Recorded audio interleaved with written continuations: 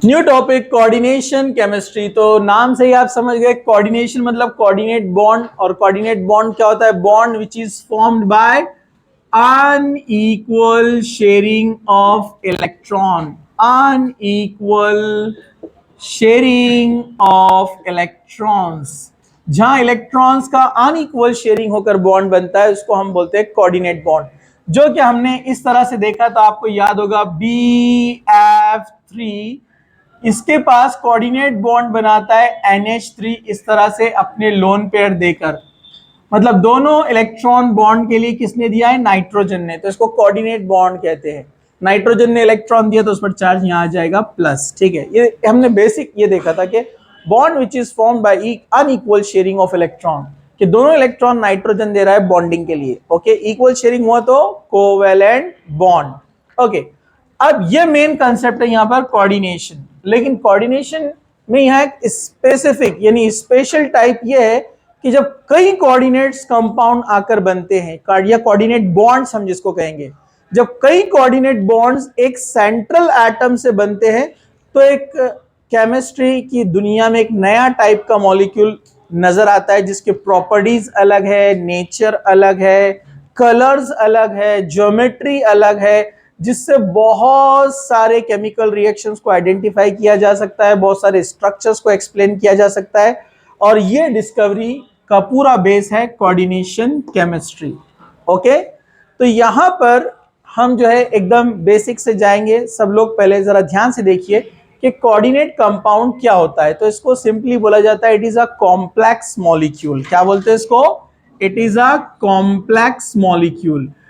Complex molecule यानी एक big molecule होता है, उसको बोला जाता है कोऑर्डिनेशन कंपाउंड। इसमें कोऑर्डिनेट बॉन्ड्स बनते हैं मोर देन 4, 6, तो बहुत ज्यादा कोऑर्डिनेशन यहां पर बॉन्ड्स तैयार होंगे। ठीक है, चलिए अब जरा ध्यान से देखिए। एक एग्जांपल यहां पर मैं लिखता हूं, कोबाल्ट।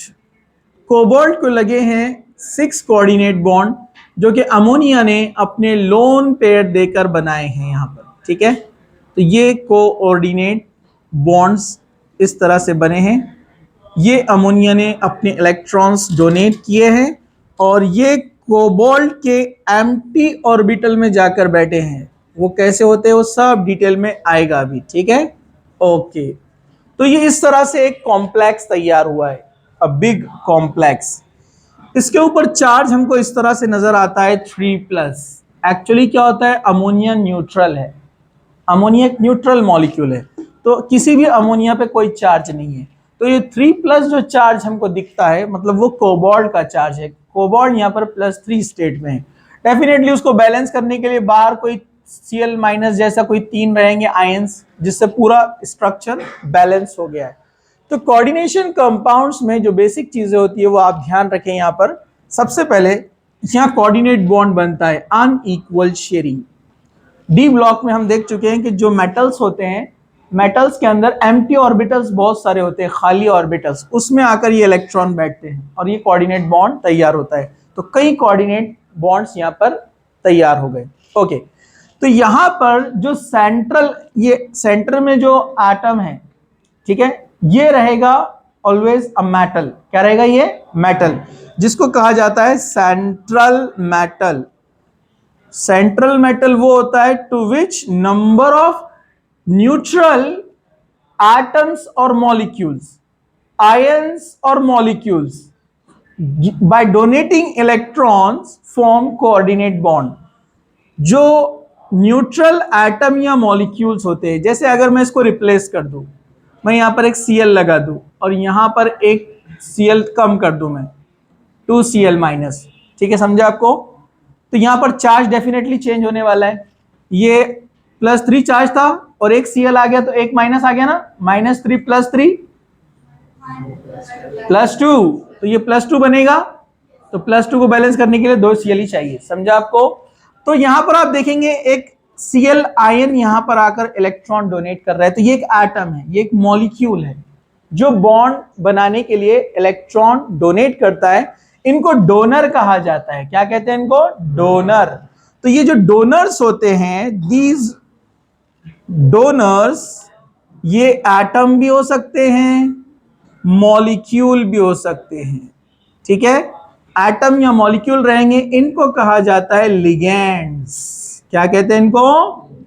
इनको लिगेंड्स कहा जाता है। लिगेंड्स आर दी न्यूट्रल और आयंस, न्यूट्रल मॉलिक्यूल्स और ions which donates electron to the central metal, central atom। जो सेंट्रल एटम को इलेक्ट्रॉन डोनेट करते हैं उनको कहा जाता है लिगेंड्स। ओके, अब यहां पर लिगेंड्स बहुत सारे टाइप के होते हैं। जैसे एक होता है मोनोडेंटेड लिगेंड। मोनोडेंटेड लिगेंड्स मतलब इनको कहा जाता है सिंगल डोनर। सिंगल डोनर मतलब ये एक कोऑर्डिनेट बॉन्ड बनाता है, एक मॉलिक्यूल या एक आयन, एक आयन या एक मॉलिक्यूल। ओके, एक आयन या एक मॉलिक्यूल एक ही डोनेशन करेगा। जैसे ये मोनोडेंटेड है, ये भी मोनोडेंटेड है। ये और बात है कि उसमें नेगेटिव आयन भी हो सकते हैं, न्यूट्रल मॉलिक्यूल भी हो सकते हैं। तो जैसे Cl- ये मोनोडेंटेड है, Cn- मोनोडेंटेड है। जैसे न्यूट्रल में लेते हैं अमोनिया, ये मोनोडेंटेड है। वाटर है लोन पेयर दो लेकिन डोनेशन एक ही करता है ना, तो ये भी मोनोडेंटेड है। इनको मोनोडेंटेड लिगेंड्स कहा जाता है ठीक है। और इनके चार्जेस आप बहुत अच्छे से जानते हैं, अपना ऑर्गेनिक केमिस्ट्री हो चुका है, तो आप इजीली आइडेंटिफाई कर सकते हैं कि कौन न्यूट्रल होता है और किस पर चार्ज आता है, ठीक है। ओके, आगे चलते हैं हम। दूसरा जो लिगेंड्स को क्लासिफाई किया गया है पॉलीडेंटेड के अंदर, पॉलीडेंटेड लिगेंड्स। पॉलीडेंटेड, डेंट अपने डेंट इसी से बनाइए, मतलब उनकी जो पकड़ है, समझा आपको, जिससे वो बॉन्डिंग फॉर्म कर रहे हैं, इसलिए उसको कहा जा रहा है पॉलीडेंटेड। मींस मोर टू और more than two donor centres उसके पास रहेंगे। मतलब सिंगल आयन या सिंगल मॉलिक्यूल, उसके अंदर ही दो डोनर सेंटर रहेंगे, मतलब दो डोनर रहेंगे पार्ट उसके अंदर। जैसे एग्जांपल यहां पर मैं आपको बताता हूं। जैसे हम एग्जांपल लेते हैं यहां पर बायडेंटेड। बायडेंटेड मतलब डबल डोनर। कैसे डोनेट करेगा ये? जैसे एग्जांपल है ethylene diamine. Ethylene diamine NH2 NH2 CH2 CH2 NH2। ये भी डोनर है, ये भी डोनर है, समझा आपको। मतलब instead of these single 6 ligands, here we can use 3 bidentate और didentate ligands। समझा आपको? मतलब इथिलीन डायमाइन के पास दो डोनर है, ये दो डोनर आएंगे एक ही मॉलिक्यूल के पास से, फिर दो डोनर एक ही मॉलिक्यूल के पास से, दो डोनर एक ही मॉलिक्यूल के पास से, समझा आपको। तो इनको कहा जाता है बायडेंटेड। ओके, इसी तरह ट्राइडेंटेड भी होते हैं लिगेंड। ट्राइडेंटेड, ट्राइडेंटेड लिगेंड जिसके पास जो है मोर देन टू यानी 3 डोनर सेंटर्स है, यानी 3 डोनर पार्ट है उसके अंदर। जिसका एग्जांपल है हम कहेंगे इसको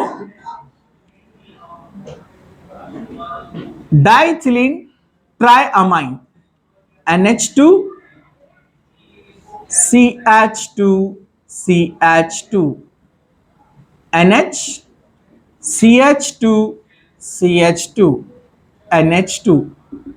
ये एक डोनर, ये एक डोनर, ये एक डोनर, ये 3 डोनेशन बताएगा, समझा आपको। एक ही मॉलिक्यूल, एक ही मॉलिक्यूल 3 डोनेशन बता रहा है, तो इसको बोलते हैं ट्राइडेंटेड। ऐसे टेट्राडेंटेड होते हैं, हेक्साडेंटेड होते हैं, जिसमें हेक्साडेंटेड में एग्जांपल फेमस है हेक्साडेंटेड EDTA। ये ethylene diamine tetra acetate ion है जो ethylene diamine tetra acetic acid से बनता है। इथिलीन डायअमाइन, ये स्ट्रक्चर ऐसे बनता है, इथिलीन डायअमाइन मतलब ये NH, ये NH, इसके पास एक डोनर, इसके पास एक donor. Ethylene diamine tetra acetate. Tetra acetate मतलब this is acetate group C O,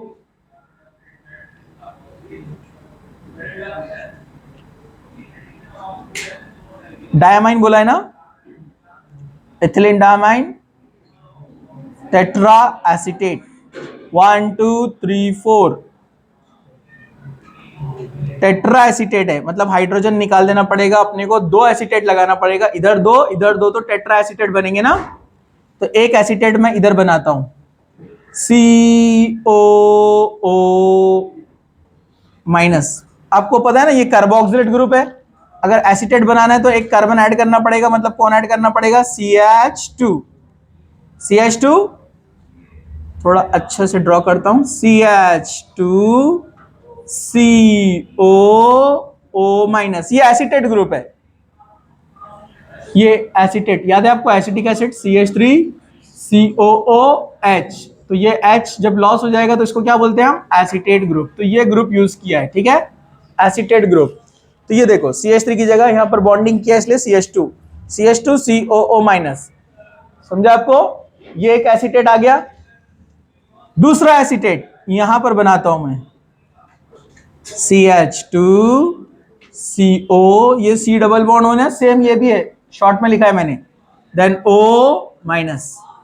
okay, यहां पर अगेन CH2CO माइनस, यहां पर CH2CO माइनस।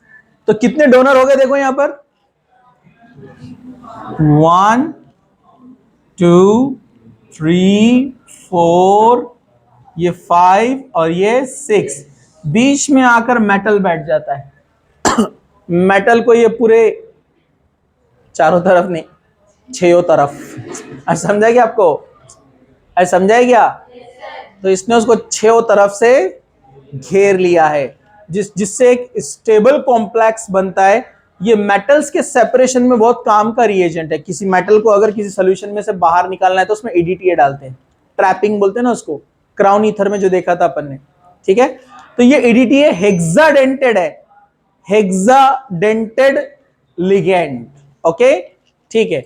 चलिए, तो ये हुआ अबाउट लिगेंड। अब आगे चलते हैं हम कुछ बेसिक टर्म्स, जरा ध्यान से देखिए, क्या सब लोग देख रहे हैं, कहां तक देख रहे हैं आप लोग, यहां तक, और बस, हाँ, मैं पुराने लोगों से 2 बार कंफर्म करना पड़ता। हाँ, इधर देखो, तो वहां तक ठीक है, सब लोग जागते रहिए। अब कुछ बेसिक टर्म हम देखेंगे। यहां पर एक टर्म यूज होता है coordination sphere, coordination sphere, coordination sphere किसे कहते हैं, जैसे फॉर एग्जांपल मैं इसको यहां पर ब्रैकेट में लिखता हूं, ये अपने मॉलिक्यूल को, आवाज मत करो, इधर देखो, मैं इसको इस स्क्वायर ब्रैकेट को इस तरह से लिखता हूं, देखो CONH3 कितना है, 5 टाइम्स है ना, और एक Cl लिया ना अपन ने, ओके, और ये बाहर कितना है, 2 Cl है, तो शॉर्ट में हम इसको ऐसे लिख देते हैं Cl2, ओके। इनको सेपरेट किया, यहां आएगा 2 प्लस चार्ज और यहां पर 2Cl minus. So this is called coordination sphere, means central metal या central atom with ligand in square bracket represented as coordination sphere। जो सेंट्रल एटम लिगेंड्स के साथ में स्क्वायर ब्रैकेट में शो किया जाता है, इसको क्या बोलते हैं हम, कोऑर्डिनेशन स्फीयर या कोऑर्डिनेशन एंटिटी, कोऑर्डिनेशन एंटिटी कहा जाएगा इसको यहां पर, okay.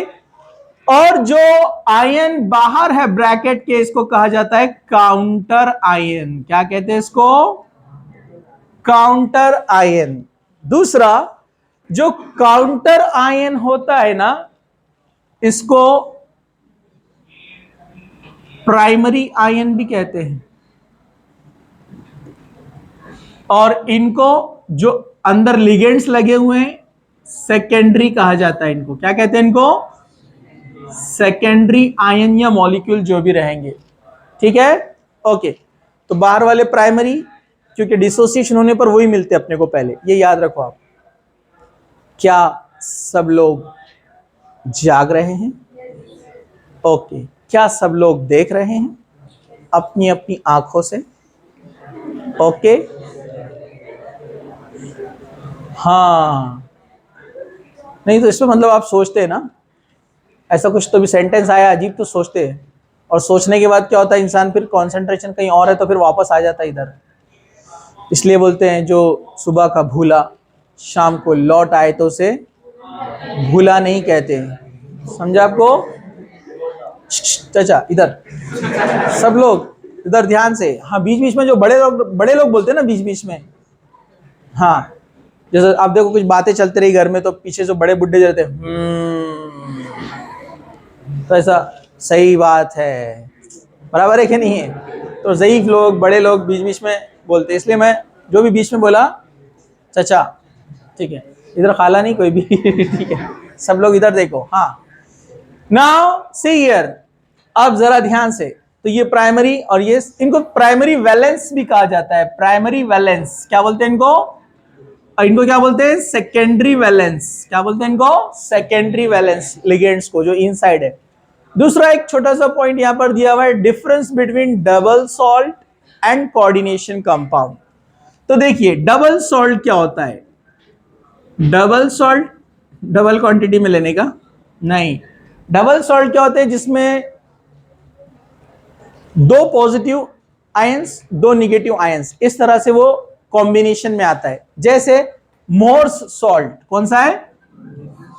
Morse salt. Morse salt क्या होता है? मोर्स सॉल्ट होता है फेरस सल्फेट और अमोनियम सल्फेट। याद रखने के लिए बड़ा स्ट्रक्चर है, याद नहीं रहता तो कैसे याद रखना उसको? Combination of ferrous sulphate and ammonium sulphate. ये फेरस सल्फेट, ये अमोनियम सल्फेट डॉट 10H2O।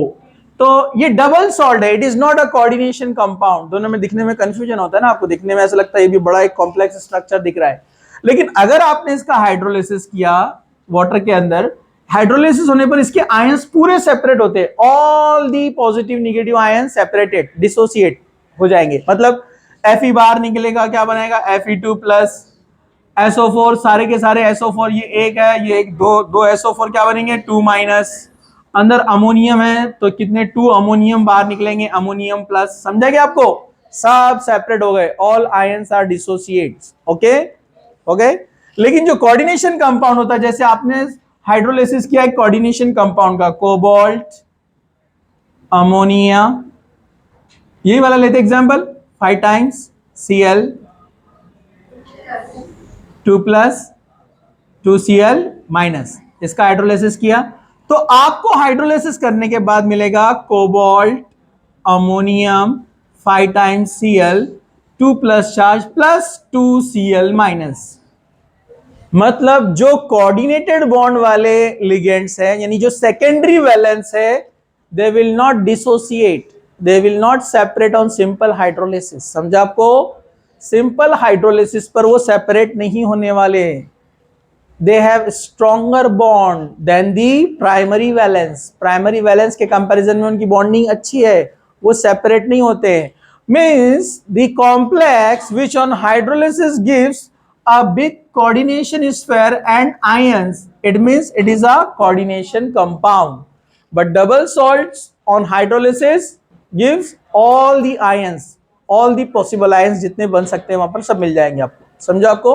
तो डबल सॉल्ट में और कोऑर्डिनेशन कंपाउंड में ये डिफरेंस होता है। समझा? इसको पॉज कीजिए और आप लिखिए फटाफट। ओके चलिए, अब यहां पर है, एक होता है एम्बिडेंट लिगेंड। अपन ने एम्बिडेंट न्यूक्लियोफाइल पढ़े हेलो अल्केन्स में, एम्बिडेंट लिगेंड। तो हमने एम्बिडेंट न्यूक्लियोफाइल पढ़े थे, याद है आपको? Ambident nucleophile means a nucleophile which can attack from both side. जैसे हमने देखा था कि जब हम रिएक्शन करते हैं KCN का हेलो अल्केन के साथ तो C कनेक्ट होता है, तो वो अल्केन नाइट्राइल बनाता था, और जब AgCN लेते तो नाइट्रोजन अटैक करता था। मतलब CN में कार्बन भी अटैक कर सकता है, नाइट्रोजन भी अटैक कर सकता है। तो उसको कहा जाता है एम्बिडेंट न्यूक्लियोफाइल। ये भी अटैक कर सकता है और ये केस में ये लोन पेयर भी अटैक कर सकता है, समझा आपको? तो इसको कहा जाता है एम्बिडेंट लिगेंड, यानी जो which can attack from both side, carbon as well as nitrogen. ऐसे और भी होते हैं एम्बिडेंट लिगेंड, जैसे नाइट्राइड ग्रुप। नाइट्राइड ग्रुप में O माइनस भी अटैक कर सकता है और नाइट्रोजन भी अटैक कर सकता है, लेकिन एट ए टाइम कोई एक करेगा, क्योंकि they are directly connected, directly binded with each other. इनको बाइडेंटेड नहीं बोल सकते आप, इनको आप बाइडेंटेड नहीं कहेंगे, एक साथ दोनों नहीं जाते, एट ए टाइम एक अटैक करेगा, क्योंकि वहां पर ऑर्बिटल्स का अरेंजमेंट ऐसा होता है कि इसमें जो डिस्टेंस है बहुत कम है, एक ही बॉन्ड है ना, तो वो एट ए टाइम एक ही डोनर रहेगा, या तो ओ अटैक करेगा या तो एन, लेकिन दोनों कर सकते हैं, मतलब पॉसिबिलिटीज है। इसको कहते हैं एम्बिडेंट लिगेंड, ठीक है। तो वैसे ही HCN भी होता है, थायोसाइनेट, आइसोथायोसाइनेट, तो ये एम्बिडेंट लिगेंड्स कहलाते हैं। अटैक ये भी कर सकता है, अटैक ये भी कर सकता है, समझा आपको? So these are called ambident ligands. Okay, चलिए हम आगे बढ़ते हैं। नेक्स्ट पॉइंट, ये बेसिक टर्म्स यूज हो रहे हैं जितने भी आगे यूज आने वाले हैं, ठीक है। चलिए, CN जिसको कहते हैं coordination number, coordination number. Coordination number क्या होता है? It is the number which donates number of donors, which indicates number of donors। कितने डोनर्स यहां पर अवेलेबल है, डोनर साइट्स याद रखो। जैसे मैं आपको एग्जांपल बताता हूं, कोबाल्ट NH3 6 टाइम 3+, तो यहां इसका कोऑर्डिनेशन नंबर CN नंबर 6 है, क्योंकि कितने डोनर है यहां पर? 6। लेकिन अगर मैं ऐसे लिखता हूं, cobalt NH2 CH2 CH2 NH2 3 times, यहां पर भी कोऑर्डिनेशन नंबर कितना है? 6, क्योंकि ये जो इथिलीन डायमाइन है ये 3 टाइम्स है, समझा आपको? और इसमें कितने डोनर सेंटर है यहां पर? 2, समझा आपको? अरे भाई डोनर्स कितने इसमें? 2 है, एक के अंदर 2 है तो 3 के अंदर 6 रहेंगे ना, तो इसका भी कोऑर्डिनेशन नंबर कितना आएगा? 6। इसको EN बोलते हैं, इथिलीन डायमाइन। इसका नोमेनक्लेचर भी आएगा आगे, IUPAC नोमेनक्लेचर भी है कोऑर्डिनेशन कंपाउंड का, और आइसोमेरिज्म भी है। इसका आइसोमेरिज्म अपने आइसोमेरिज्म ऑर्गेनिक के आइसोमेरिज्म से थोड़ा अलग है, ठीक है। चलिए, इसका कोऑर्डिनेशन नंबर 6 हो गया। वैसे ही हम एग्जांपल लेते हैं यहाँ पर, nickel with CN 4 times, CN पर एक माइनस चार्ज होता है, ओके, और यहाँ पर निकेल समझो +2 स्टेट में, तो 2 माइनस चार्ज आएगा ऊपर, राइट, ओके ओके। इसका कोऑर्डिनेशन नंबर कितना है? 6, क्या 4, क्या 3, क्या 2? अरे भाई जो डोनर है उस पर रहेगा कितना? 4, तो इसका कोऑर्डिनेशन नंबर 4 है, ओके। अब एक थोड़ा एग्जांपल हट कर लेते हैं हम, platinum COO minus, COO CH2 CH2 COO minus,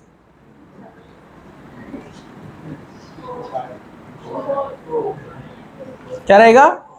coordination number 4, क्योंकि एक में 2 है तो 2 में कितने रहेंगे? 4। समझ में आ गया आपको कोऑर्डिनेशन नंबर किसे कहते हैं?